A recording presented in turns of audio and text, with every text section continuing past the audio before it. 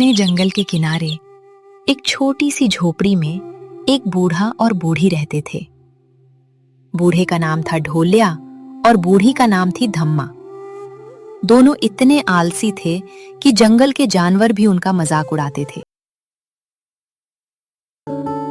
सुबह होते ही बंदर पेड़ पर कूदते, चिड़िया दाना ढूंढती, हिरण भागते दौड़ते, लेकिन ढोलिया और धम्मा दोनों खाट पर पड़े रहते। धम्मा रोज चिल्लाकर बोलती, अरे ओ ढोलिया, जाकर लकड़ी तो ले आओ। ढोलिया करवट बदलते हुए कहता, अभी अभी तो आंख लगी थी, थोड़ा आराम करने दे।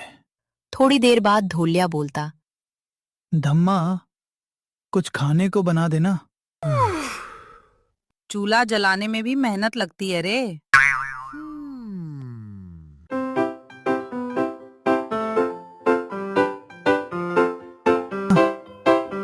आज रोटी मैं खाऊंगा। काहे? कल मैंने पानी भरा था। मैंने कल बाग से आम लाए थे। मैंने ही वो आम काट कर खाने के लिए दिए थे। रात को सोने के लिए बिस्तर मैंने लगाया था। हाँ, वो तो तुम्हारा बिस्तर लगाया था ना। मेरा बिस्तर तो मैंने ही लगाया था। आज सुबह दरवाजा मैंने खोला था। बस अब काम ही गिनवाओगे क्या? चल, जो पहले बोलेगा उसे रोटी नहीं मिलेगी। ऐसे ही दोनों का दिन निकल जाता।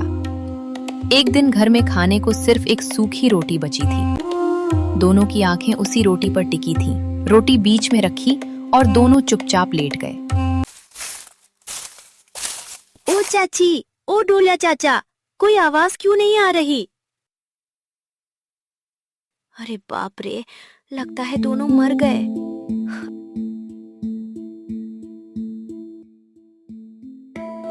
अच्छा हुआ मेरी कलसी यहीं मिल गई। परसों चाची बोली थी, कमला नदी से पानी भर ला, मैं अब बूढ़ी हो गई हूँ। झूठी कहीं की, बूढ़ी नहीं आलसी बुढ़िया है। और ये ढोलिया चाचा दिन भर खाट तोड़ते रहते थे। चलो अच्छा हुआ दोनों गए, अब कोई काम तो नहीं बोलेगा।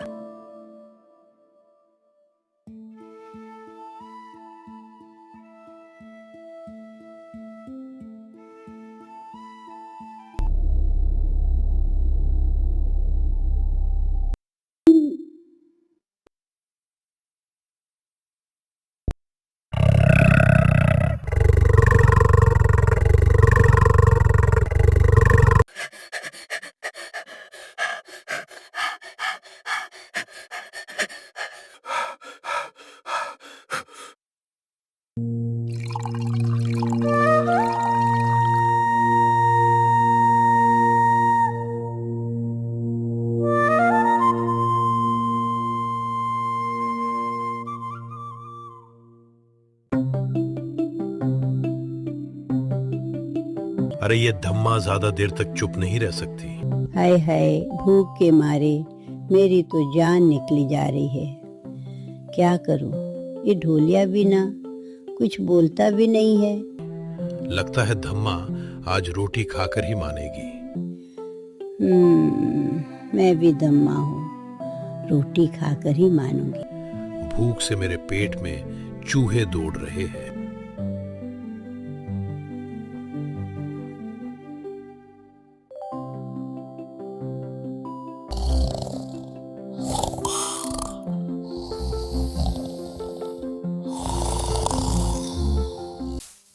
रात को जंगल में दो चोर आए। उन्होंने झोपड़ी में देखा दो बूढ़े बिना हिले पड़े हैं। अरे रे, लगता है दोनों मर गए।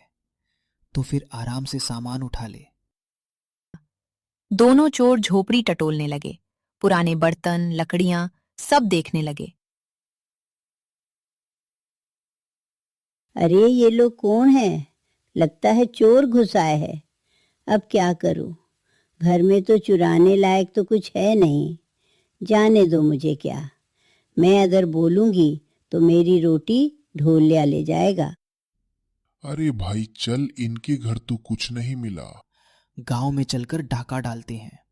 चल भाई, कुछ ना सही ये बासी रोटी ही ले ने चलते बीच में हैं। रखी रोटी उठाई। बस धम्मा खुद को रोक नहीं पाई। वो जोर से चिल्लाई। अरे ओ, हमारी रोटी मत ले जा रे। ते ही ढोलिया खाट से कूद पड़ा और बोला, तू पहले बोल गई, रोटी मेरी।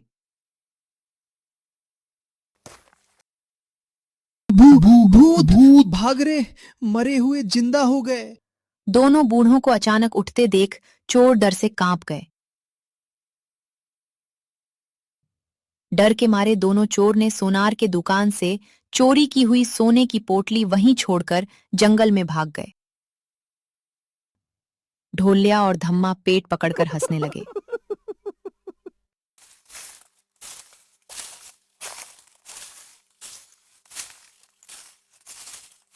अरे धम्मा, देख तो, इतना सारा सोना। ढोलिया खुशी से बोला। धम्मा की आंखें चमक गईं। वो बोली, अब ना लकड़ी लानी पड़ेगी ना मेहनत करनी पड़ेगी। अगर रोज ऐसे चोर आए ना तो जिंदगी बन जाए। अगले दिन दोनों गांव गए और ढेर सारा खाना खरीद लाए। गरम जलेबी, कचौड़ी, लड्डू, पूड़ी, खीर। झोपड़ी पूरा खाने की खुशबू से भर गया। ढोलिया पेट सहलाते हुए बोला, वाह रे किस्मत, बैठे बैठे माला माल हो गए। धम्मा हंसकर बोली, अब से हम दोनों आलस नहीं आराम करेंगे।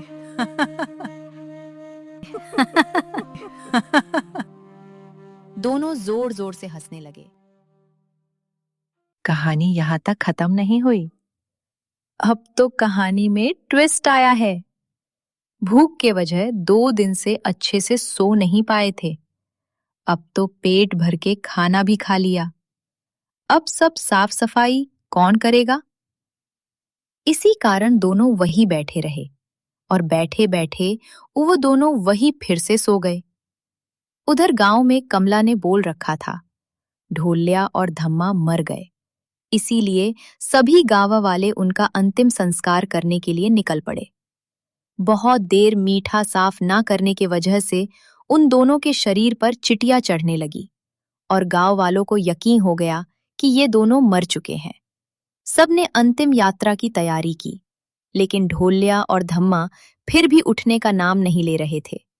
आखिर उन दोनों को लकड़ियों पे लेटाया गया और अग्नि दी गई। अब हमें जान से हाथ धोना पड़ेगा, ये सोचकर दोनों उठ खड़े हो गए। बचाओ, बचाओ, हम मरे नहीं हैं। अब धम्मा और ढोलिया को अच्छा सबक मिला था। उस दिन से उन दोनों ने ठान लिया कि हम अब कभी आलस नहीं करेंगे। अब धम्मा रोज अपने और ढोलिया अपने काम बिना भूले, बिना आलस किए करते हैं।